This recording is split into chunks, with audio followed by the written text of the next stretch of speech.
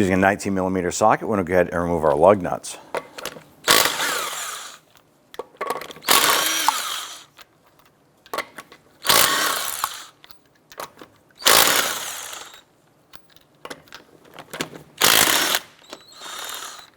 Go ahead and set those aside. Remove the wheel, set that aside. Using an 18mm deep socket, let's go ahead and remove our tie rod nut. Let's go ahead and tap this out. Use a 13mm wrench on the top here. I'm going to use a 13mm socket on the bottom. I'm going to remove this bolt.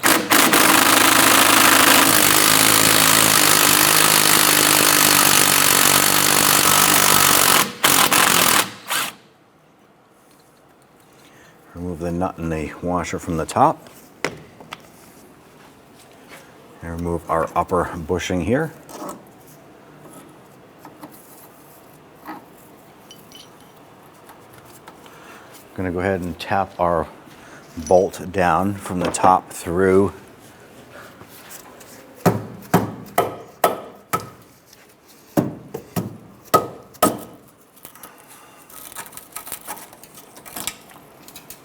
Go ahead and pull out our bushings and our sleeve right here. Go ahead and repeat for this side.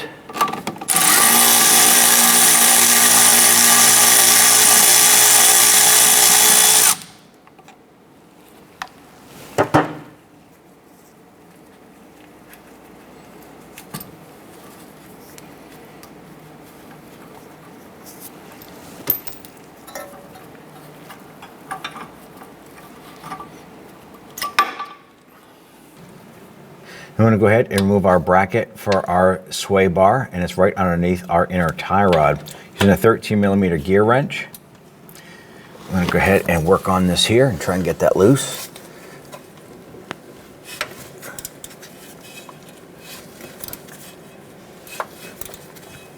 Once we get these bolts out, we're going to go ahead and repeat for the passenger side.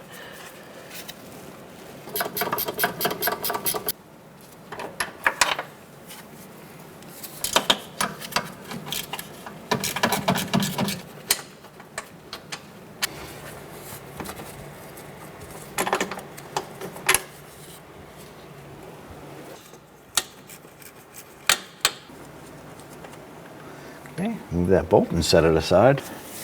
We take our sway bar and move this a little bit. We're going to use our hammer and tap our bracket off.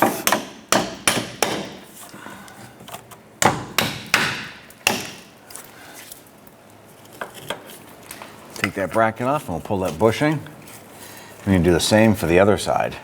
Obviously, you're going to have your vehicle supported on your jack stands or your lift. Go ahead and use your jack underneath the back section of your engine cradle. I'm going to go ahead and just support this. And once that's up against that chassis, we don't want to lift the vehicle, just put a little bit of pressure there to keep that from moving around.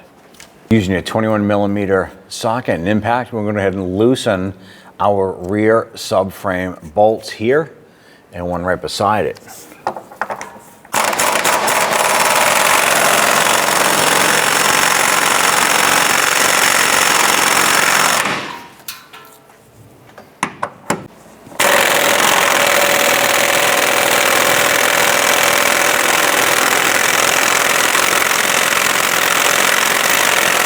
Now we're able to go ahead and loosen the rear subframe bolts on the back section here on both sides. We're going to slowly lower our subframe a little bit here. It's going to drop down, and that should allow us a little more room to go ahead and remove that sway bar. We have our subframe drop down a little bit here. Let's go ahead and try and work our sway bar out here.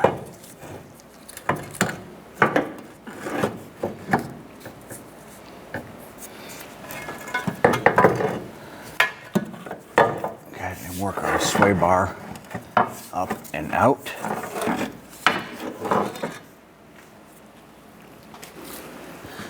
We're going to go ahead and feed our sway bar in and work that over to the driver's side.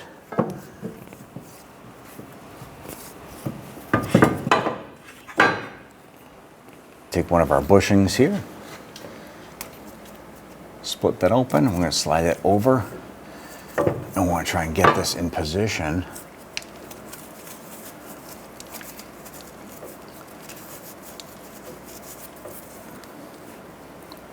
Once we have that bushing in place, we'll go ahead and repeat for the other side. We have our mounting bracket here, and we put a thin coat of grease on the inside. And we're going to put this over our bushing. I want to pull this down, work that down into place. I'm going to go ahead and do the same on the other side. I'm going to install a couple bolts here. See if we can get these started into our chassis. I'm just going to choose a couple threads.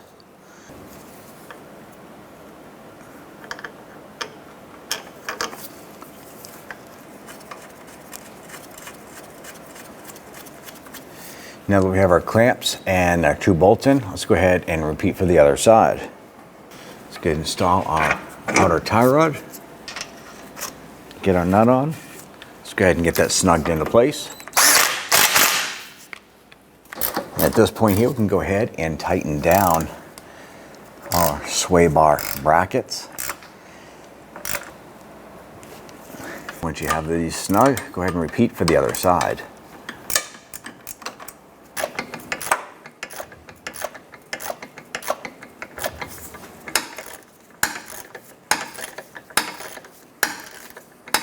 Then you want to go ahead and torque down your sway bar bracket bolts to 31 foot-pounds. Do this for all 4 bolts. Let's go ahead and raise up our subframe.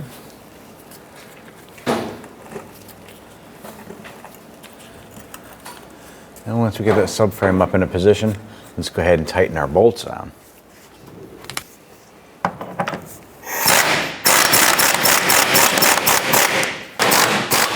Let's go ahead and torque down our subframe bolts to 118 foot-pounds.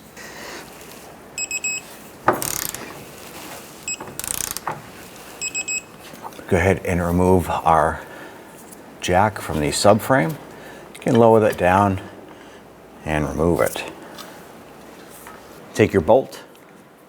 You want to take your washer, concave side facing up. Take your rubber bushing with the raised portion facing up.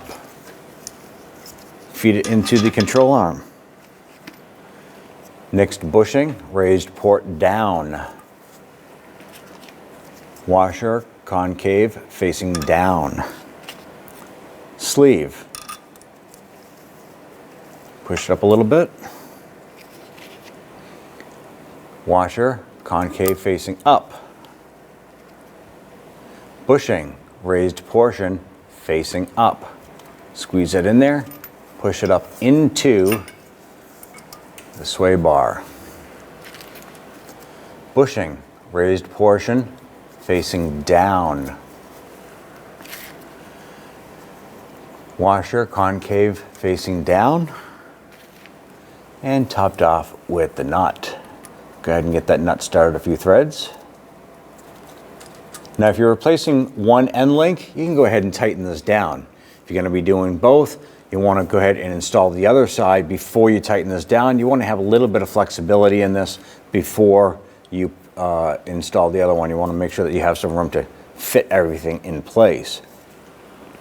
Using a 14mm wrench on the top and our socket on the bottom, let's go ahead and tighten this down.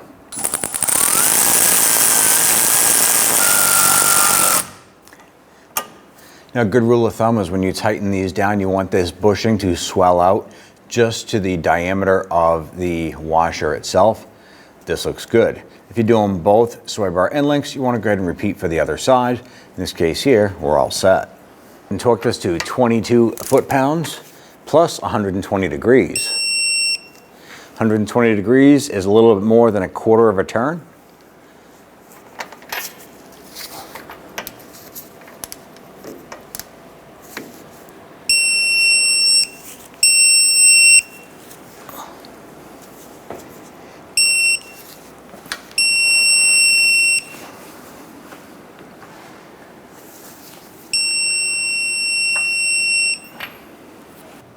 Let's go ahead and install our wheel. I'm going to start all of our lug nuts and get those threaded on by hand first. Once all these are on, I'm going to go ahead and get those snugged down.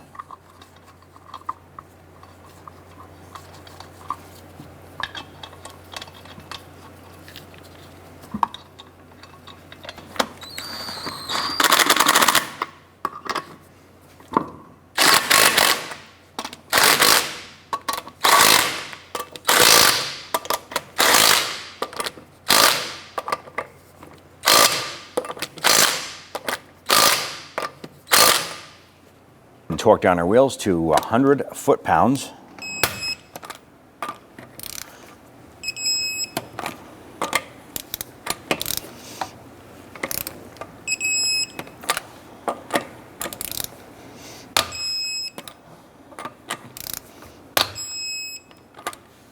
Now that we have your wheels torqued, you want to go ahead and bring your vehicle down to your local alignment shop and get that taken care of so you don't have premature tire wear.